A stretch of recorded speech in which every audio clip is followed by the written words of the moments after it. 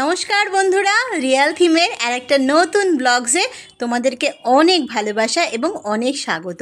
এখন বাজে ঘড়ির কাঁটাতে 5:30, জানো তো। তা সেই 5:30টার সময় আমি দেখো এখন নিয়ে বসেছি, দেখো এই মাইক্রোনি। আজকে একটুখানি তাড়া আছে, তাই এই মাইক্রোনিটাই রান্না করতে একমাত্র খুব তাড়াতাড়ি হয়ে যায়, খুব চটজলদি একটা টিফিন। আর আমার মেয়েরা জানো তো খুব ভালো খায়ও এই মাইক্রোনিটা। ওর জন্য আমি ভাবলাম যে আজকে একটুখানি আমার তাড়া আছে, আসলে কালকে গণেশ পুজো। সেই গণেশ পুজোর একটুখানি গণেশের জন্য একটু জামা, একটু পাতার কাপড় এইসবই কিনতে যাব। তা তোমরা দেখতে পাবে।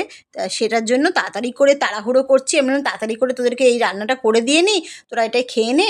তা বড় মেয়েকে নিয়ে যাব, আর 2 মেয়ে ঘরে থাকবে। তা দেখো, আর আমি একটু দিয়ে দিলাম ম্যাজিক মশলা, ব্যাস আর কিচ্ছু লাগলো না। ব্যাস এটা দিয়ে দিলেই ব্যাস তোপা তোপা করে মেয়েরা খেয়ে নেবে।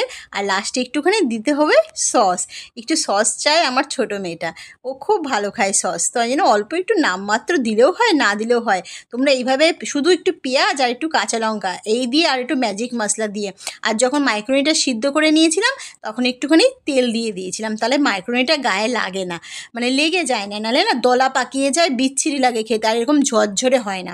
তো যখন করবে তখন সবসময় একটুখানি সাদা তেল দিয়ে দেবে যখন ওটা সিদ্ধ করবে। দেখো কত সুন্দর হয়েছে, একটার সাথে একটা একদম লাগবে না।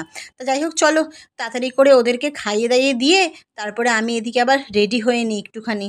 হ্যাঁ, বড় মেয়েকে বললাম যে তাড়াতাড়ি করে খা, খেয়ে রেডি হ। আমি দেখো রেডি হয়ে চলেও এসেছি। চলো এবার তাহলে বেরোনো যাক। আর আমার বাড়ির সামনে দেখো এই একদম গেট, এই গেটে এই যে প্লাস্টিক বিক্রি করছে। অ্যাকচুয়ালি অনেকেই তো জানো যে আমার বাড়িটা একটা মার্কেটের মধ্যেই পড়ে। তোমরা তো অন্য ব্লগে কখনো এরকম মার্কেট দেখো না কারোর বাড়িতে, কিন্তু আমার বাড়ি একটা মার্কেটের মধ্যেই। যে এগুলো সব আমার বাড়ির সামনের দোকান একদম। তো দেখো বাড়ির একদম সামনেটা, একদম সামনে এই দোকানটা নতুন খুলেছে, দেখতে পাচ্ছ। তো চলো তাহলে তাড়াতাড়ি করে একটুখানি গণেশের জন্য একটুখানি জামা কিনে নিয়ে আসি।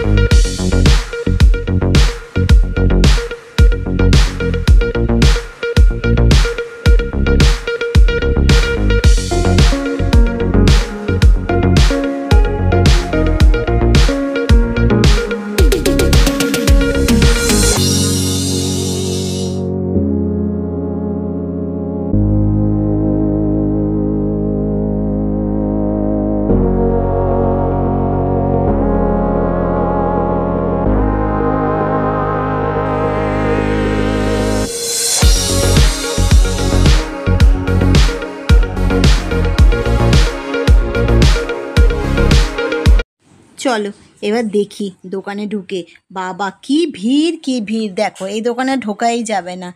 এইখানে কিছুক্ষণ একটুখানি দাঁড়ালাম, দাঁড়ানোর পরে পাশের দোকানটা, এখানে পরপর পরপর এই দোকানগুলো পাওয়া যায়, খুব সুন্দর সুন্দর ড্রেস পাওয়া যায়। দেখো কি ভিড় কি ভিড়।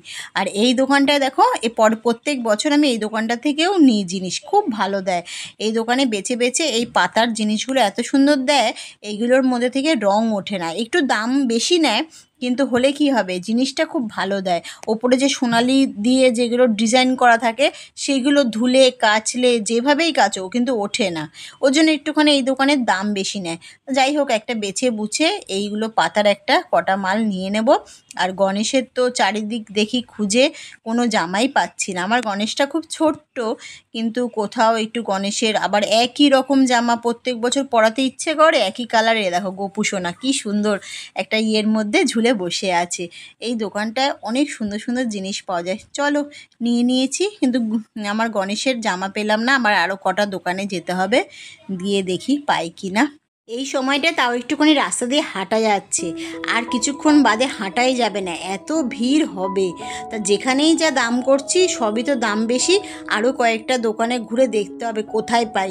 নাহলে ভাবছি যে এখানেও দেখো এসেছি, দেখো এই দোকানটায়, এই দোকানটা থেকেও জিনিস নিই, খুব সুন্দর সুন্দর জিনিস পাওয়া যায়, কিন্তু এখানেও আমি গণেশের জন্য ধুতি পাচ্ছি না। মানে ধুতিটা না অ্যাকচুয়ালি অনেক প্রত্যেক বছরই তো কিনি, একই রকম দেখছি, একই ডিজাইনের মাল সব দোকানে, গত বছরের মালগুলোই রয়েছে, ওই একই ডিজাইনের মাল দেখছি সব দোকানে।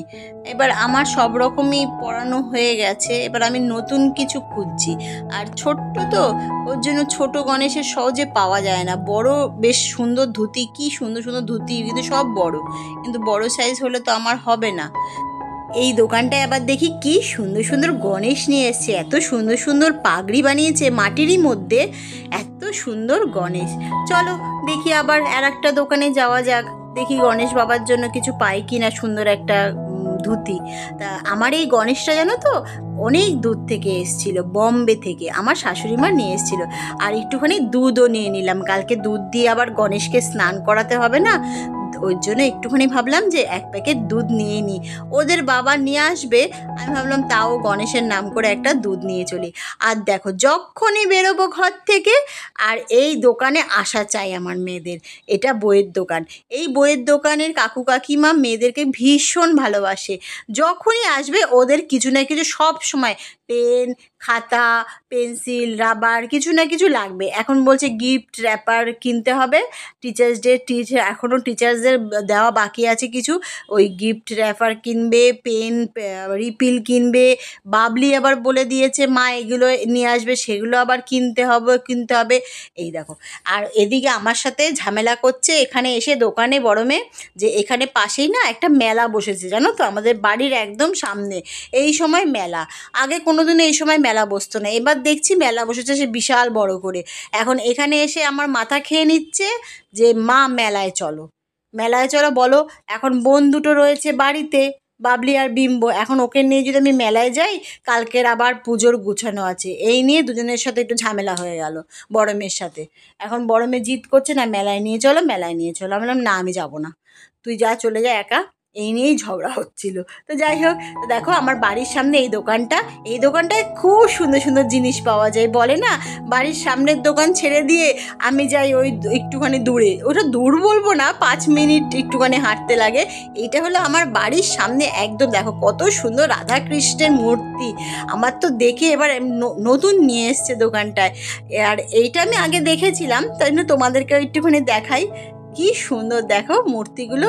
আমি খালি এসে না এই ঠাকুরগুলোকে খালি দেখি। যাই হোক, এই দোকান থেকে একটা সুন্দর একটা ধুতি আমি নিয়ে নিলাম, তোমরা দেখতেই পাবে। আর দেখো কত সুন্দর গণেশ নিয়ে এসছে, এখানে খুব সুন্দর সুন্দর স্টোন দেওয়া, এখানের গণেশগুলোতে আবার স্টোন দেওয়া। তা আজকের ব্লগটা এই পর্যন্ত।